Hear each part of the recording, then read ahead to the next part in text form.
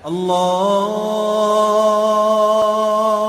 Wanita memberikan tema mengenali Fajar Shodiq dari kedua panitia Abdi Akbar kepada Ustaz Anan Ismail SAG yang hormat disilakan.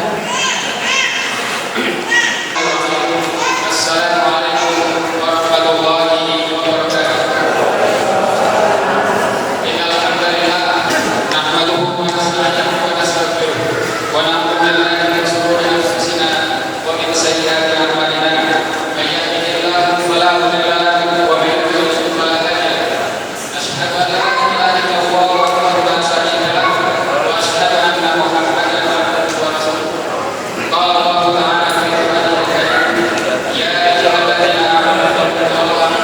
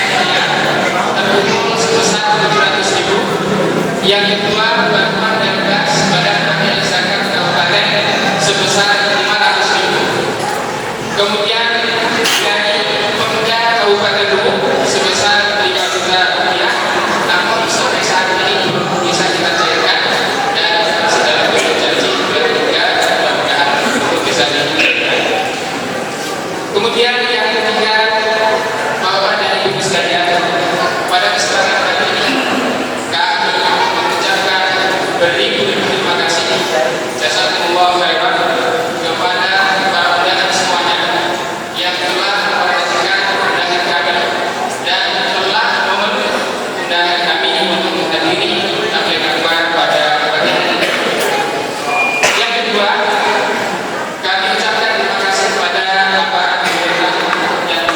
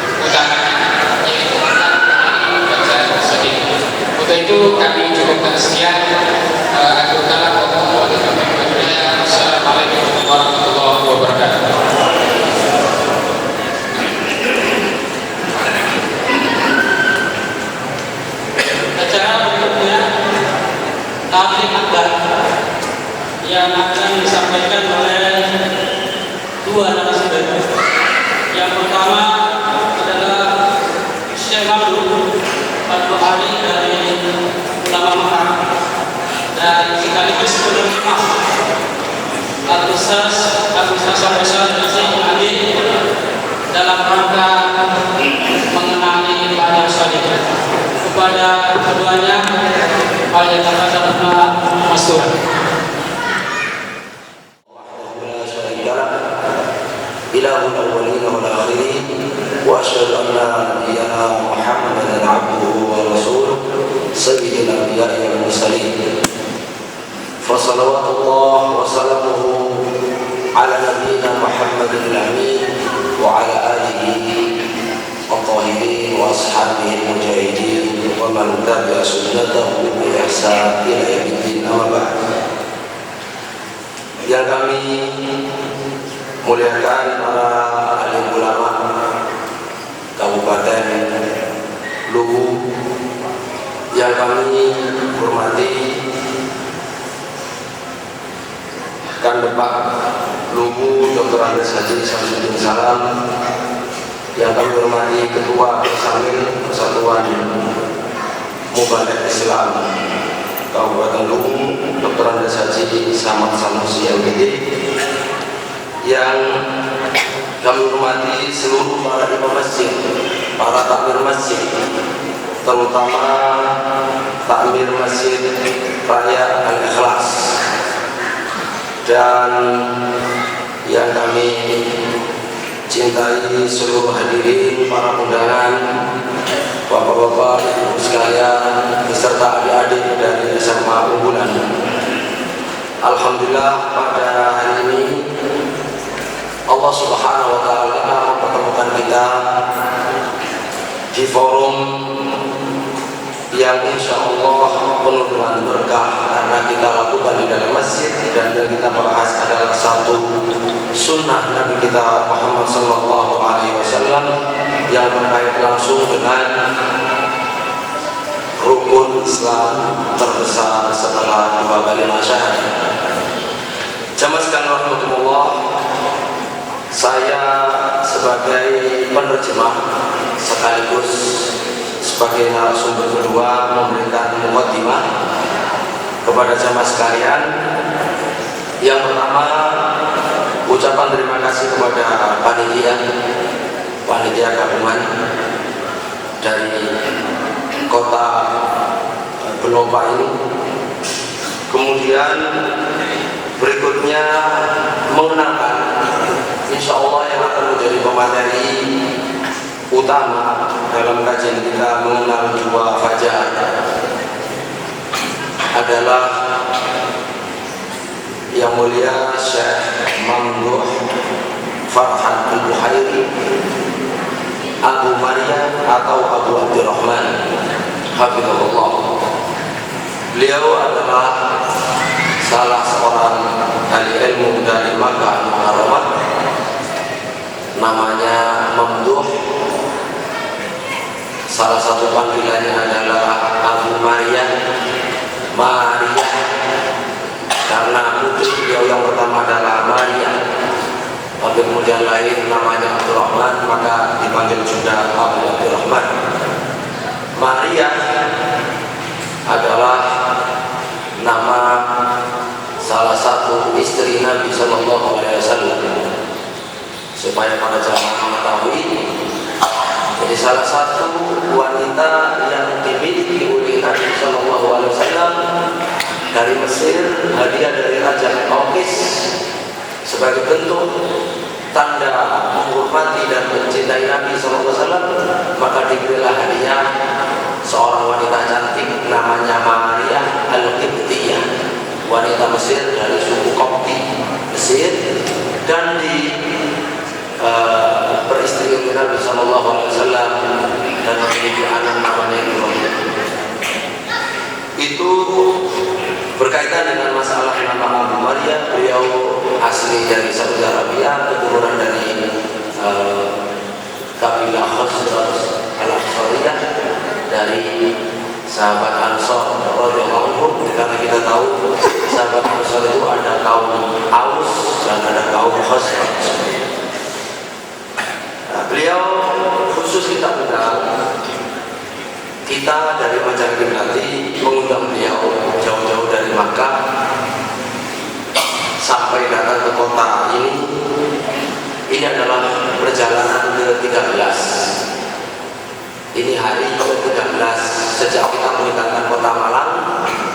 Bagi kami hari kita ke-13, tapi bagi beliau sudah lama, karena datang sebelum, berarti hari ke-15 untuk beliau, 2 hari sebelumnya sudah acara. Terus kita untuk kesempatan sekarang ini khusus keliling di Pulau Kalimantan dan Pulau Sulawesi. Insya Allah di Sulawesi berakhir di Makassar, kita kembali ke Malang dan tampil akbar di Malang tentang Syiah pada hari Ahad lusa, lalu beliau kembali lagi ke Mekah. Jamaah sekalian rahimakumullah, selama kita perjalanan 14 hari ini di 2 pulau yang besar ini, kebanyakan materi adalah fokus pada mengenal Fajar Shadiq atau mengenali waktu subuh yang benar. Bagian dari rangkaian acara yang sudah kita susun sejak 10 bulan yang lalu. Kami dari Majalah Kiblati dengan izin Allah, alhamdulillah, telah melakukan upaya koreksi waktu subuh sesuai dengan kemampuan yang Allah berikan kepada kami dan kesempatan yang diberikan kepada kami. Kita sudah nulis di majalah Kiblati. Majalah ini sudah bulan ke-10 dan insya Allah terakhir karena setelah ini kita bahas masalah lain untuk cara mendakwai orang-orang ahli kitab atau orang-orang Nasrani.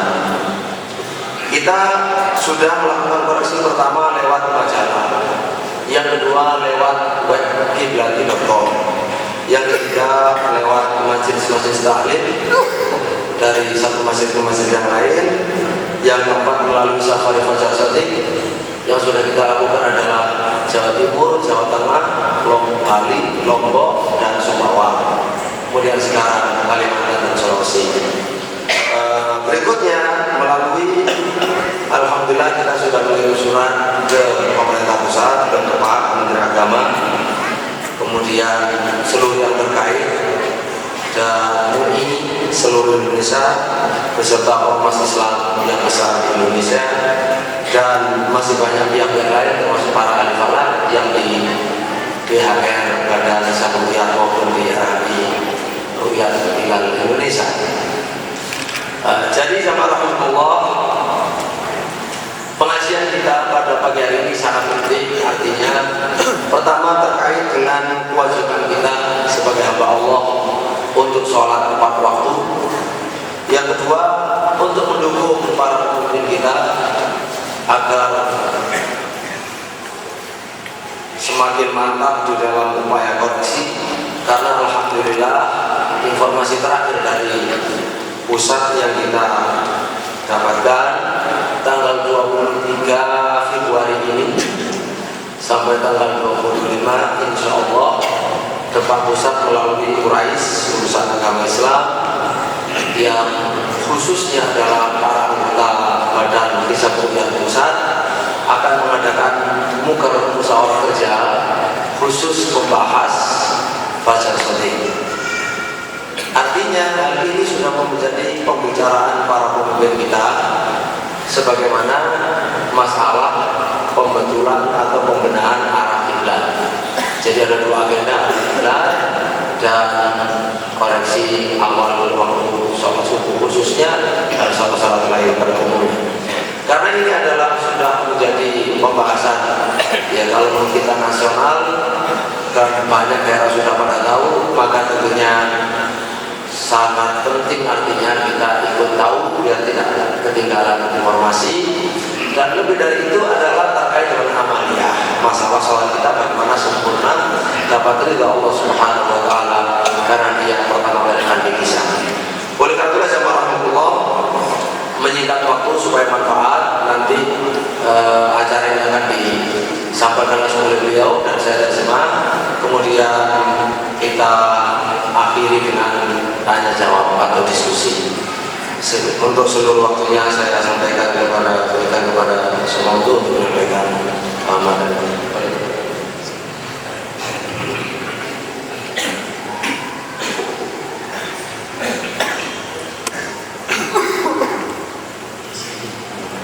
Assalamualaikum warahmatullahi wabarakatuh. Alhamdulillah ala ihsan wa syukru lahu ala taufiqihi wa imtinanihi wa asyhadu an la ilaha illallah wahdahu la syarika lahu ta'ziman li sya'nihi wa asyhadu anna Muhammadan 'abduhu wa rasuluhu da'i ila ridwanihi wa usalli wa usallim wa ala alihi wa ikhwanihi wa khayrihi. Amma ba'd. أشعر بسعادة في هذا اليوم وأنا في هذه المدينة الطيبة التي يكرمون أهلها غاية الإكرام. لذلك أنا أشكر اللجنة المنظمة لهذه المحاضرة وأنا أشكر لجنة التعليم في هذا المسجد المبارك وأشكر إخواني المسلمين والدعاة وجميع الحضور الإخوة والأخوات فجزاهم الله خيرا جميعا خير الجزاء. Setelah beliau salam, beliau mengatakan segala puji kepada Allah atas segala kebaikannya dan rasa syukur kita aturkan kepadanya atas taufik dan segala karunia-Nya. Saya bersaksi tidak ada sesembahan yang hak kecuali hanya Allah Subhanahu wa taala semata, secara seraya mengagungkan segala sifat-sifatnya, mengagungkan dengan segala sifat-sifatnya yang sempurna. Dan saya bersaksi bahwasanya Nabi Muhammad SAW adalah hamba dan Rasulnya. Saya berdoa memohonkan selawat dan salam untuk baginda Rasulullah SAW yang telah mengajak kepada ridho Allah, berikut para keluarga, para sahabatnya dan orang-orang yang menjadi kekasihnya. Kemudian beliau mengatakan, saya pada ini merasa sangat berbahagia dan bergembira karena bisa hadir, bisa mengunjungi kota yang indah ini, yang baik ini, yang mana penduduknya telah memuliakan kami dengan sebaik-baiknya. Oleh karena itu saya berterima kasih kepada panitia penyelenggara, panitia lokal di sini, berikut kepada para bapak yang duduk di Majelis Takmir Masjid Al-Ikhlas Al-Islah kota ini. Juga saya berterima kasih kepada seluruh saudara-saudara saya, seluruh para dai, para ustaz, para ulama, seluruh yang hadir, para ibu, para akhwat dan hadirin sekalian.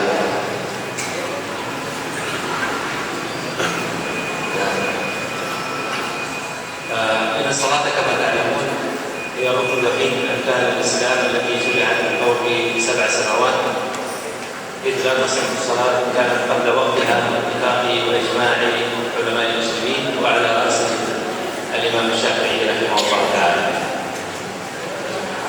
Jemaah sekalian, sesungguhnya sholat seperti yang sudah kita maklumi adalah satu-satunya rukun Islam yang disyaratkan oleh Allah Subhanahu wa taala dari atas langit yang ketujuh dan telah ditetapkan seluruh waktunya, di mana tidak sah sholat jika dilaksanakan di luar waktunya atau sebelum waktunya, berdasarkan ijma kesepakatan bulat seluruh ulama kaum muslimin, terutama Imam Syafi'i rahimahullah.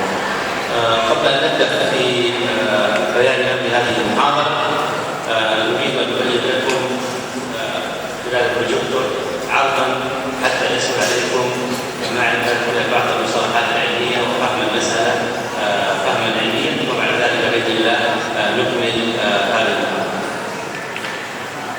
Sebelum saya memulai ceramah saya perlu tanyakan dulu di hadapan para hadirin satu gambar yang akan menjelaskan beberapa istilah penting dalam kajian kita hari ini agar dengan mudah nantinya bisa diikuti dan dipahami secara ilmiah, secara gamblang. Baru setelah ini kita lanjutkan dengan muhadharah.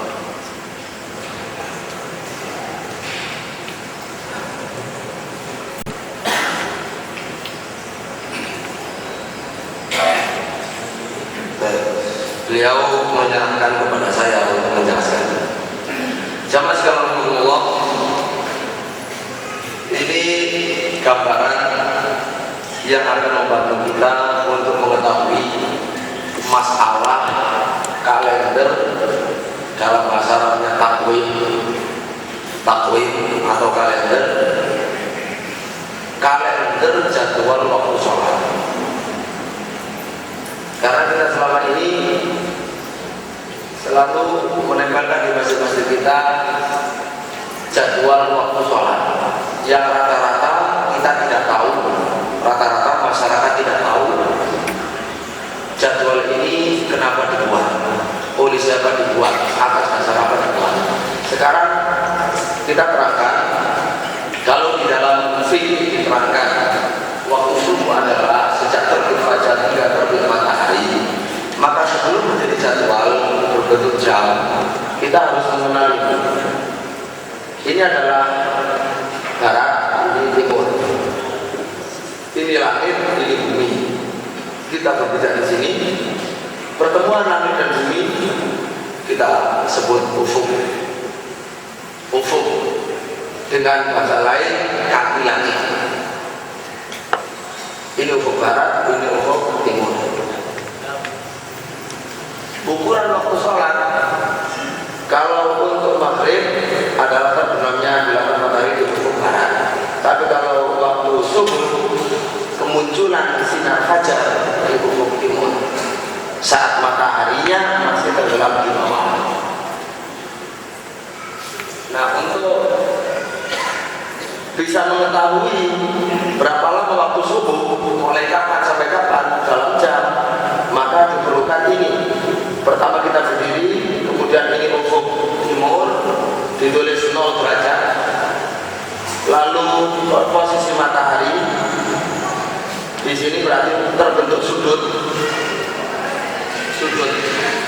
Ada sudut, berapa besarnya sudut diukur dengan ukuran derajat busur. Ada garis busur, ada 0 derajat, ada 45 derajat, 90 derajat, 180 derajat. Ya, ada garis busur, garis yang setengah lingkar itu anak-anak sekolah. Itu yang kita bahas.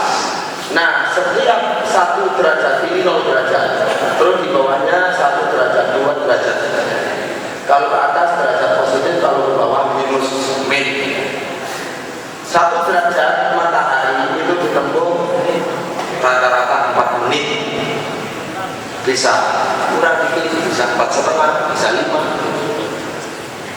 Tergantung posisi matahari dari jauh dekatnya.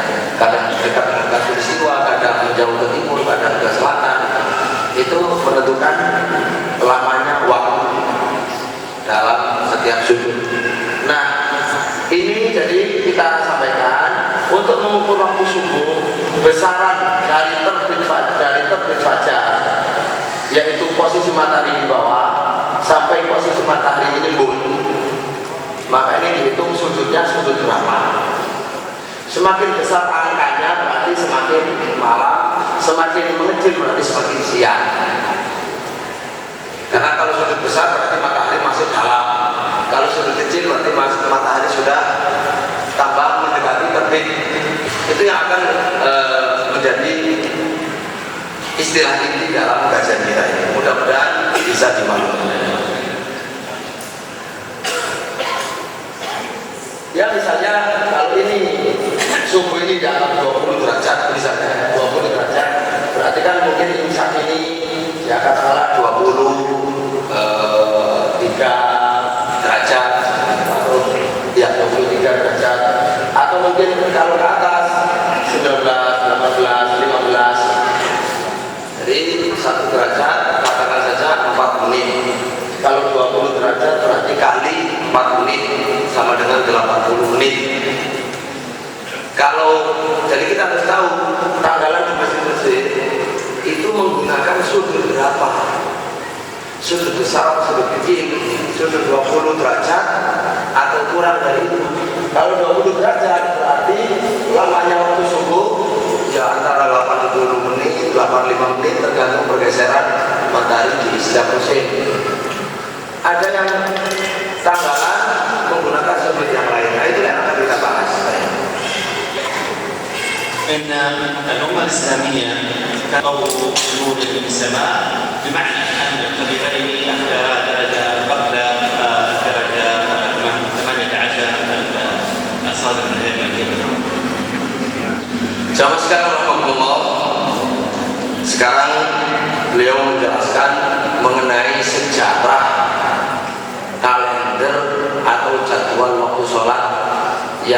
kita pasang di masjid-masjid kita itu sejarahnya seperti apa, biar kita tahu sehingga dengan mudah mengetahui benarnya itu di mana, salahnya di mana. Kata beliau, sesungguhnya umat Islam sejak zaman Nabi SAW mereka sholat subuh sebelum diterapkannya tanggalan atau kalender sholat pertama. Tetapi setelah diterapkan kalender sholat pertama, maka berubahlah waktu sholat kaum muslimin secara umum atau secara menyeluruh. Dan umat Islam di dunia terpengaruh dengan kalender waktu sholat yang pertama kali. Yang pertama kali adalah kalender waktu sholat Mesir. Pada saat Mesir masih di bawah penjajahan Inggris. Sangat disayangkan, tapi itulah sejarah yang terkuat di kemudian hari, yang terkuat di zaman kita. Ternyata yang menetapkan waktu azan subuh dalam bentuk jadwal sholat pertama kali adalah dua orang kafir dari Inggris, ahli falak, namanya Mr. Lehman dan Mr. Mulder. Mereka berdua menetapkan awal waktu subuh atau waktu azan subuh dengan pilihan posisi derajat matahari, sudut matahari 19,5 derajat di bawah ufuk. Jadi kalau ini 0 derajat, kedalaman matahari itu adalah 19,5 derajat. 19,5 derajat. Jadi berarti kali 4 ya sekitar 78 menit atau 8 menit, 80 menit, 82 menit tergantung musim.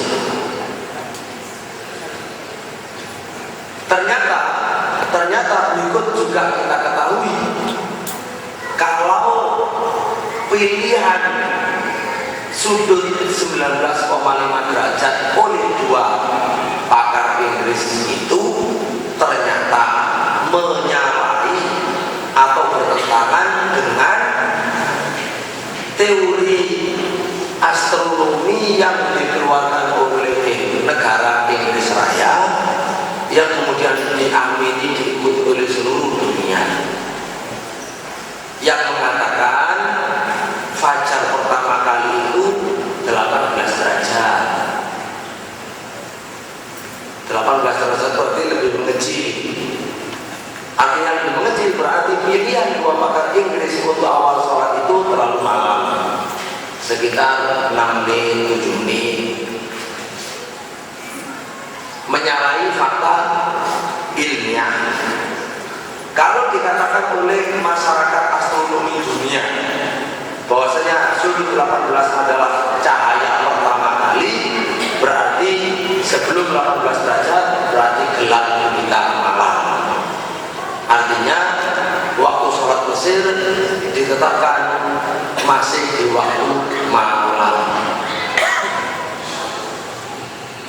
عندما ذكرنا ذلك 18 هذا لا يعني أننا نحن موافقين عليه، بل هذه الدرجة هي تقريبا في ما يعرف عندنا في مرحلة الفجر الثالث، إلا أنه من المؤكد واليقين أنه لا أصحاب الدرجة 18 الذين هم اليابانيين ولا الخبيرين البريطانيين الكافرين اختاروا سواء الدرجة 18 أو 19 أو نصف بناء على النصوص النبوية. هذا أمر لابد أن يكون يقينا لدينا نحن كمسلمين إنما أخبروها بناء على نظريات علمية الرسل.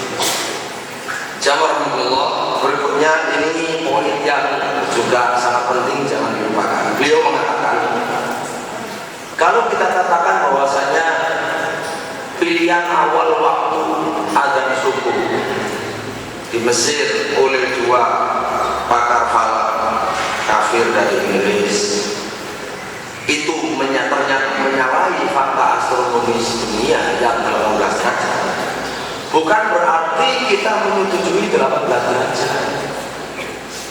Karena 18 derajat itu pun masih sama. 18 derajat kalau itu dikatakan cahaya pertama kali, berarti itu masih wilayah fajar katib. Jadi yang 18 derajat saja fajar katib, apalagi yang 19,5 derajat. Berikutnya, sesuatu yang wajib kita yakini dan tidak mungkin bisa ditolak. Pilihan teori falak oleh kerajaan Inggris 18 derajat sebagai awal fajar, atau 19,5 oleh dua pakar Inggris untuk Mesir sebagai awal fajar, kedua-duanya itu mustahil memilih derajat itu berdasarkan petunjuk Nabi Muhammad SAW. Tetapi yang jelas murni teori ilmiah, teori falak, teori astronomi, tidak berdasarkan petunjuk Nabi Muhammad SAW untuk waktu sholat subuh.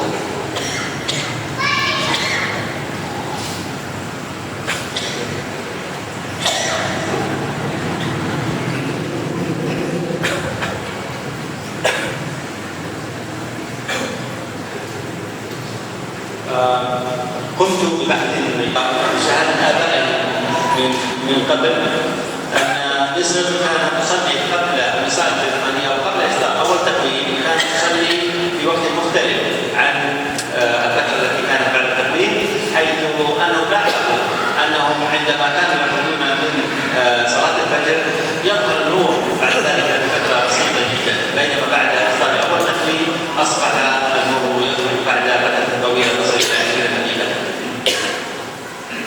Beberapa tahun lalu saya telah melakukan kajian lapangan, turun ke masyarakat Mesir untuk mengumpulkan kesaksian orang-orang ahli ilmu atau kaum terpelajar yang lanjut usia yang menjumpai awal, yaitu tahun penerapan takwim Mesir. Takwim Mesir secara resmi diterapkan tahun 1909 Masehi. Itu yang pertama kali, takwim paling kuno 19,9 Masehi.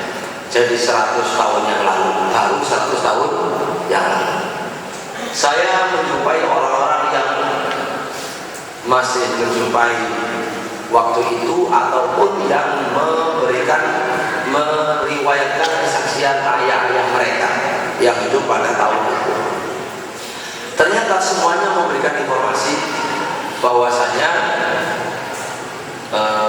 masyarakat Muslim Mesir sholat sebelum tanggalan diterapkan, dan setelah tanggalan diterapkan mereka merasa adanya perbedaan, adanya kepindahan waktu, seolah waktu subuh itu dipindah.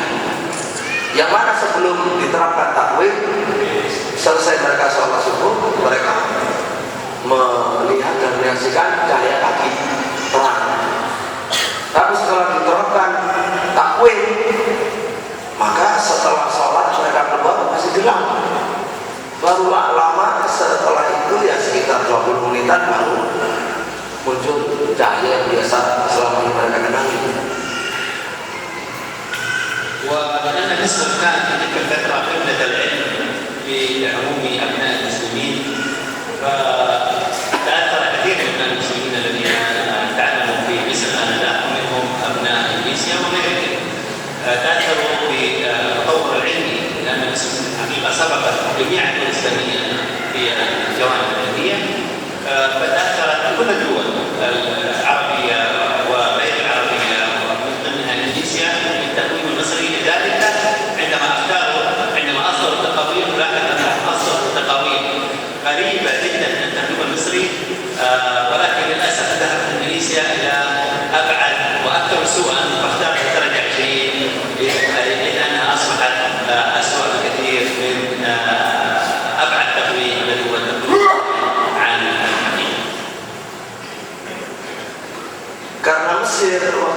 sebagai kiblat ilmu dan budaya bagi negara-negara Islam di dunia, maka putra-putri negara Islam yang dikirim ke sana untuk belajar lalu pulang ke negara masing-masing, sehingga setiap negara Islam rata-rata terpengaruh dengan apa yang berlaku di Mesir, terpengaruh dengan takwim Mesir diantaranya, karena Mesir lebih maju dari negara-negara Arab lain maupun dari negara-negara non-Arab termasuk Indonesia di dalamnya. Nah, sehingga ketika Indonesia membuat takwim jadwal waktu subuh, waktu adzan subuh, Indonesia selain terpengaruh dengan Mesir, berijtihad sendiri. Tambahan dari saya, yaitu diketuai oleh Syekh Saduddin Jambek, yaitu waktu subuh ditetapkan menggunakan sudut matahari 20 derajat, lebih jauh dari Mesir, lebih jauh dari Mesir. Artinya ya paling malam. Adanya Indonesia berarti ada paling malam di dunia, karena menggunakan sudut 20 derajat.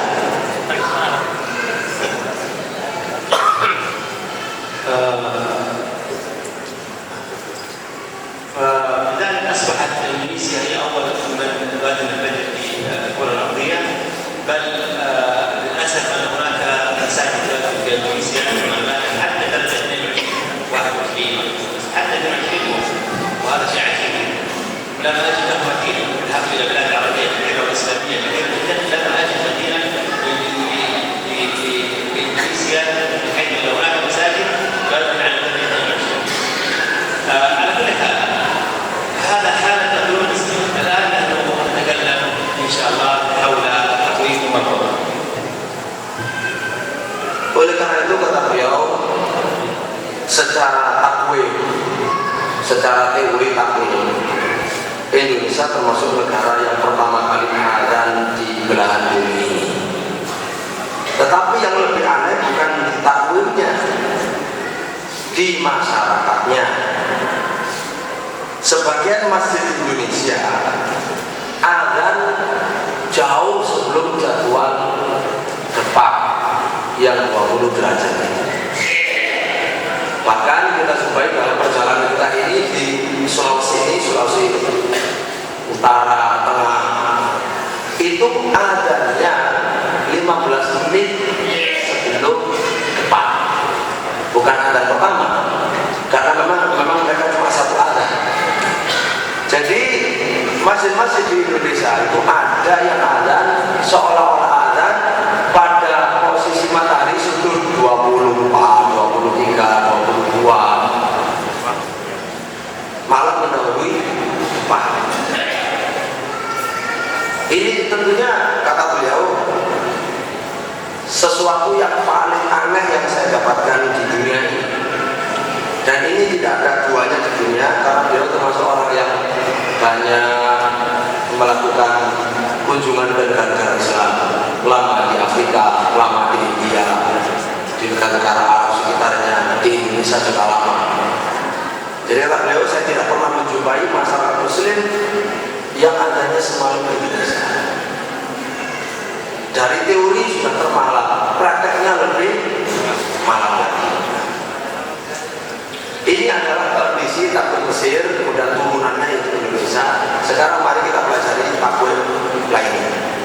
لمن حضر مؤخرا نذكر ان قيمه الدرجه الزمنيه 4 دقائق تذكيرا فقط حتى تكونوا معنا في الصوره.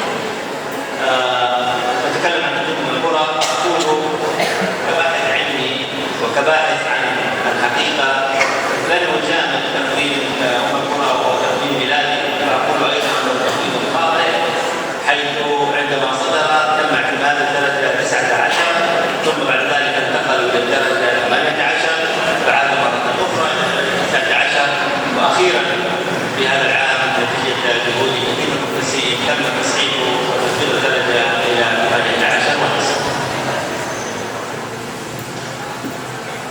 Bagi jamaah yang baru datang mungkin tadi tertinggal, kita ingatkan kalau kita bilang derajat, 1 derajat itu sama dengan 4 menit gitu kita.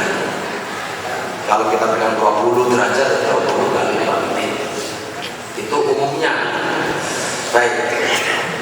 Kita sekarang berbicara mengenai takwim atau kalender waktu sholat yang paling terkenal.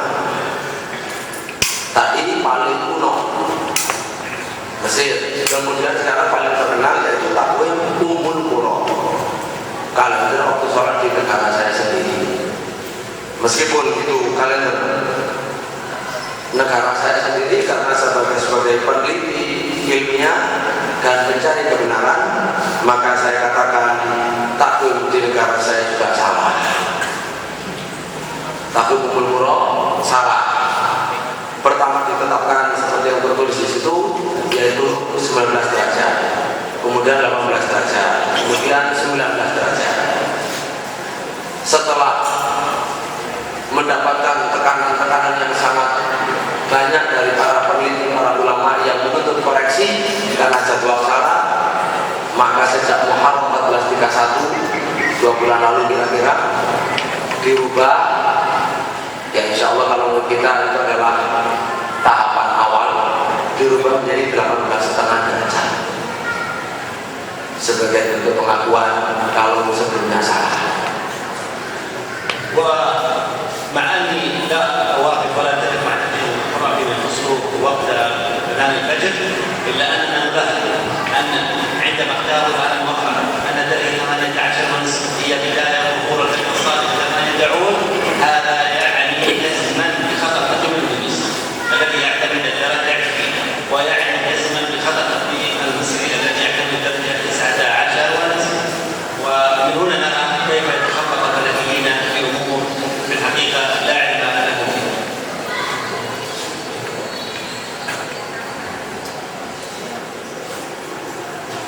Meskipun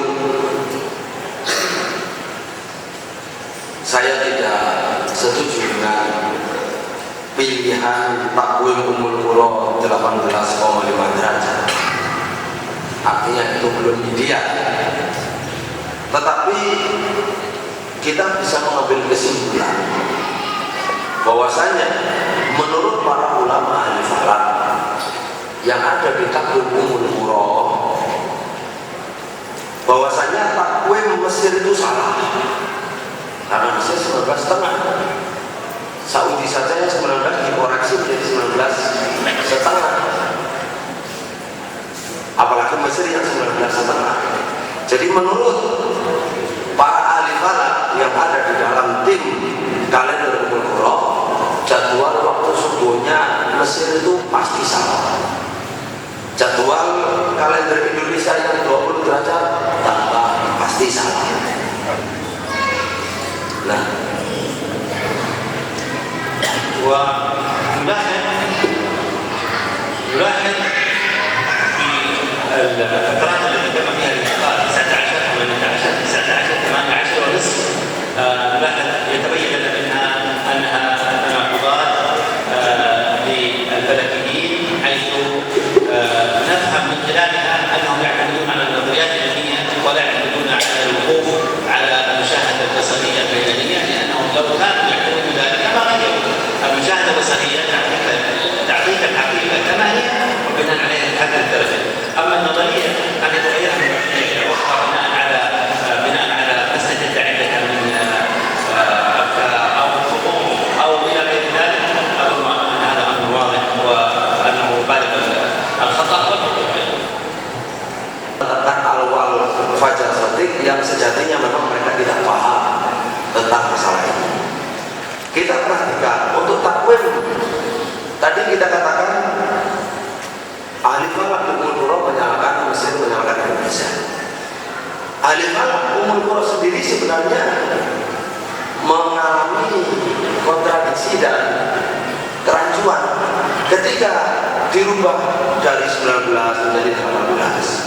Jadi 18 balik lagi ke 19. Itu artinya ditambah lagi ketika mereka merubah karena berdasarkan tekanan-tekanan,